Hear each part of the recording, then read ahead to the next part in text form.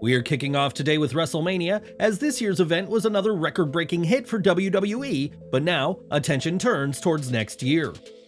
Despite rumors of Minneapolis and Las Vegas, a location is yet to be publicly confirmed for WrestleMania 41, but a massive change may be in store for the Showcase of the Immortals. According to Fightful Select, discussions about the show remain ongoing, and some are advocating for Las Vegas as the preferred location for the show. Recently, Nick Khan remarked about returning to outdoor Eastern locations following the chilly conditions in Philadelphia, which would seemingly hint at Las Vegas being the favorite. Khan also spoke about avoiding a clash with the NCAA Final Four tournament, which has led to speculation that WrestleMania could return to its traditional March timeframe. In one of the biggest potential changes, though, it was added that there have been discussions about moving the show to May, though it's unclear if this would be a one-off or a permanent change. WrestleMania underwent its biggest change in 2020 when it became a two-night show, and what do you make of the idea of it happening later in the year? Sound off in the comments below. WrestleMania 40 went off the air with Cody Rhodes standing tall as the new WWE champion, but this huge win came mere months after it seemed he wouldn't be getting this title match. It was back in February that WWE were strongly hinting that it'd be Rock vs. Roman Reigns at WrestleMania, but the fan backlash and We Want Cody movement couldn't be ignored. Speaking with the SI Media podcast, Rhodes was asked about attempts to replace him with The Rock despite teasing Rhodes Reigns 2 at the Royal Rumble mere days earlier. He said, "My role in all of this was to stay silent throughout the chaos, and I don't always stay silent. I mean, here we are, we're talking now. I'm very active on social, but sometimes you just have to shut your mouth. And this was a great time when I shut my mouth and all these people came out. And I even thought, I wonder if I can quell the storm. I wonder if I can tell them. I think I did. I sent a post out like, hey, calm down, you know? Because I couldn't believe oh man, it's flattering, no doubt, but I don't want anyone getting unnecessary hate or anything of that nature in that space. And yeah, I just decided to keep silent, and in the weirdest of ways, having won the Royal Rumble and having been in there last with CM Punk, who had such an opportunity to win the Rumble himself, just an absolute great, I still thought it'll be fine. Maybe I was in denial, you know, because a lot of people around me were very angry. But I just thought, nope, it's gonna be fine. It's gonna be fine. It'll work out." Things did work out for Rhodes as he stood tall to end what many are calling one of the greatest WrestleManias ever, but only after WWE gave up on having Reigns face his cousin in Philly. WrestleMania 40 also saw Damian Priest get the biggest win of his career by becoming World Heavyweight Champion, but his run so far hasn't exactly set the world on fire. On the post-Mania Raw, Priest was part of an in-ring segment with the Judgment Day that resulted in a six-man tag loss to John Cena and Awesome Truth, with Priest not in the match.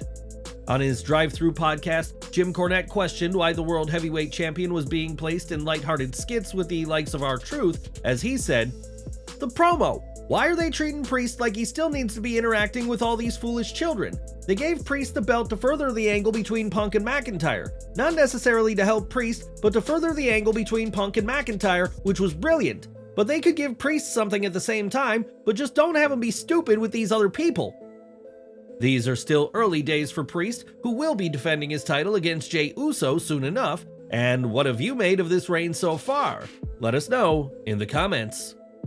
If not for CM Punk, Drew McIntyre would have left WrestleMania as World Heavyweight Champion, and during a recent WWE event, the Scottish Warrior again took aim at his nemesis.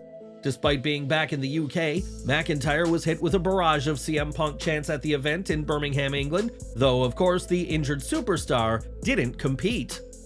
Grabbing the mic, McIntyre quipped that even if Punk were healthy, which is never according to Drew, Punk wouldn't come to the UK, and told fans not to waste their breath on that idiot.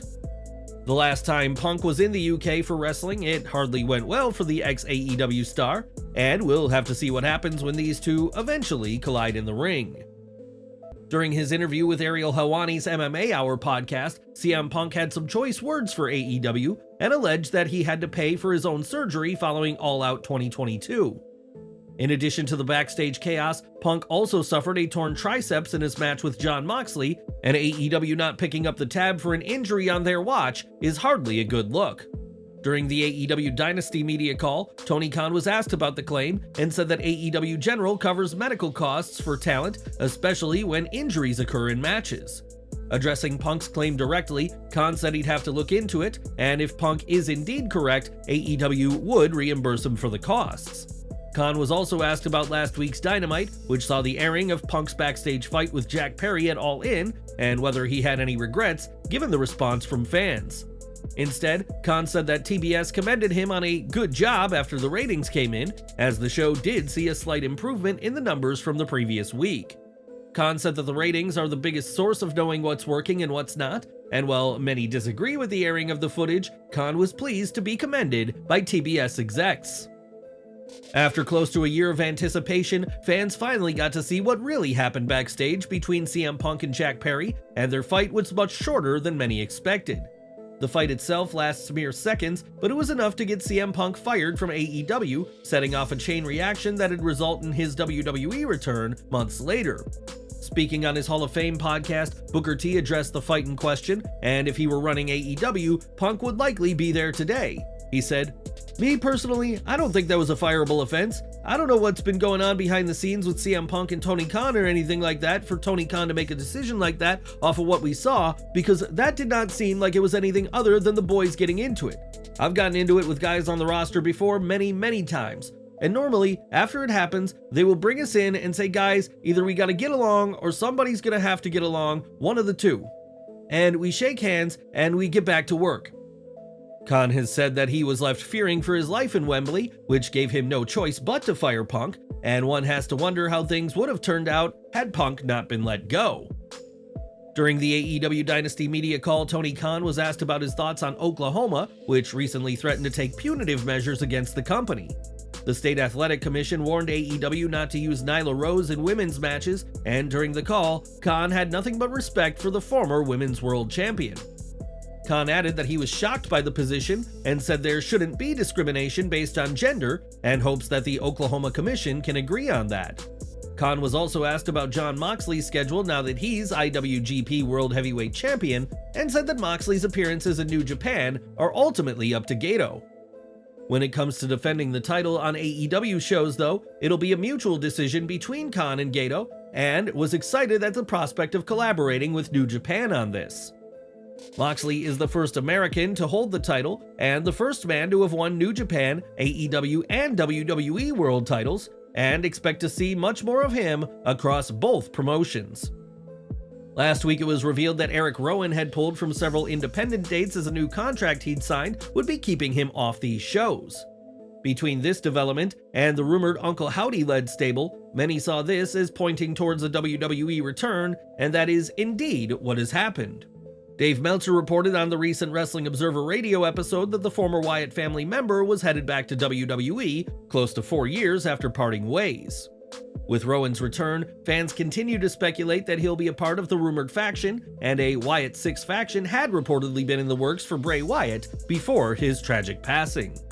Rowan was once part of the Wyatt family and will have a new role on WWE TV soon, and we'll have to see who joins Rowan if a new stable is indeed in the works. Recently, Matt Hardy's AEW contract expired, and as a free agent, one of the first things Matt did was promote the QR code from WWE Raw that is believed to be linked to Uncle Howdy's return. Between this and attending Raw while still under an AEW deal, Matt's actions as of late have raised eyebrows, and on his Extreme Life podcast, Matt explained himself by saying, "Full disclosure, I'm doing what I should be doing as a free agent, creating hype around myself.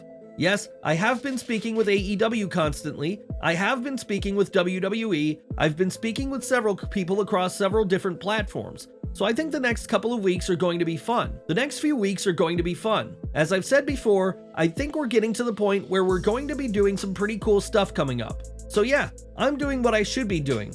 And my job as a brand, which I have to look at myself as a brand.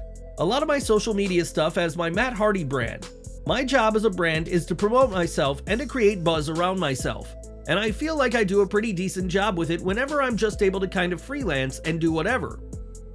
Matt has certainly succeeded in creating a buzz for himself, with fans wondering what's to come, and some have suggested he'll be a part of the rumored faction led by Uncle Howdy. Whether this transpires or if Matt has a future on the indies in mind, that remains to be seen, but the veteran has the wrestling world talking, which is hardly a bad thing. But what do you think? Should Matt return to WWE, or would things be better for himself outside the promotion and its new era? Sound off down in the comments.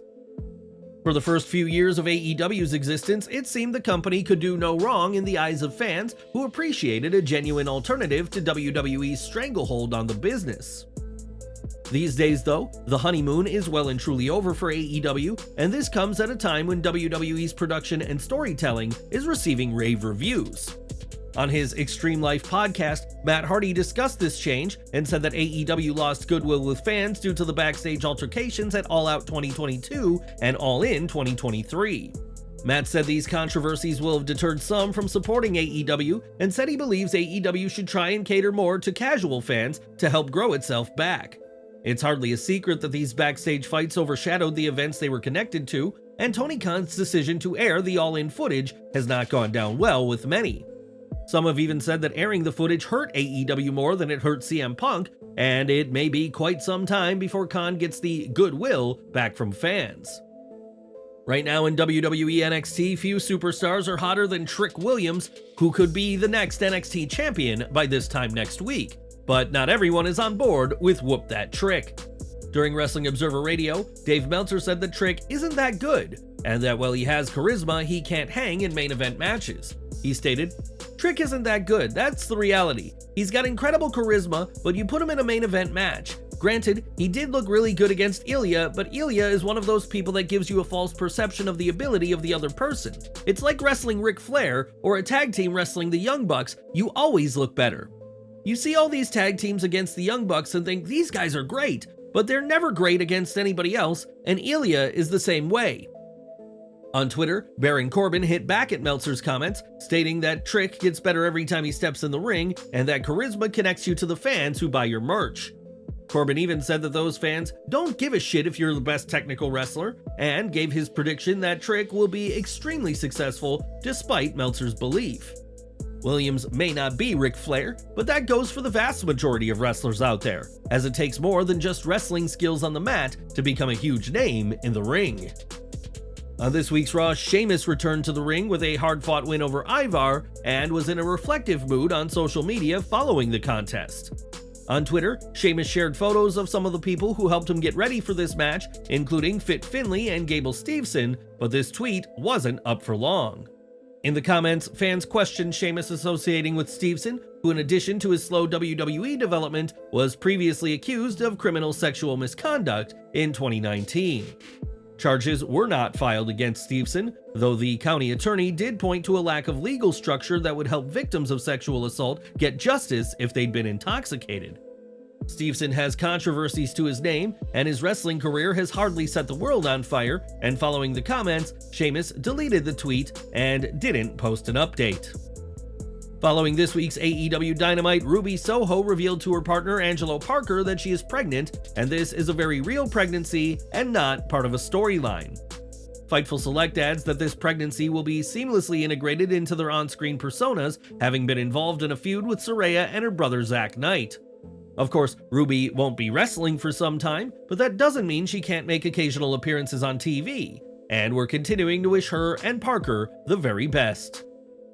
It was just a few days ago that Rob Schamberger, an artist who'd worked with WWE for over a decade, announced that he'd parted ways with the company and was excited for a new chapter. Well, it now appears that this new chapter will be an all-elite one, as PW Insider reports that Schamberger is set to join AEW with an official announcement expected for next Monday. Schamberger is the latest WWE name to join AEW, following the likes of Jennifer Pepperman and Kosha Irby, with the latter joining AEW last month after a previous 6 years as WWE's Director of Live Events. Schamberger's distinct art style has made him very popular among wrestling fans, and those fans will now be able to acquire his art as part of All Elite Wrestling. For years, The Undertaker faced some of the toughest names the wrestling world had to offer, but recently, the Phenom had a run-in with an unusual name ready to get violent. On his 6 Feet Under podcast, The Undertaker revealed that he recently had a talk with a 7-year-old fan called Bjorn, in which the youngster said he'd shoot the Phenom in the face. The Undertaker admittedly found this hilarious, while Bjorn's dad apologized profusely, and the WWE legend said it was one of the coolest conversations he's had. And we're ending today with Cruz del Toro, who has been impressing fans as part of the LWO, but now the young high flyer won't be flying high anytime soon. On Instagram, Del Toro revealed that he recently underwent surgery, and while he didn't state what injury or issue led to this operation, he did have his arm in a cast. With details scarce about the injury, his recovery time is still unknown, but we'd like to wish Del Toro a full and speedy recovery after this recent setback.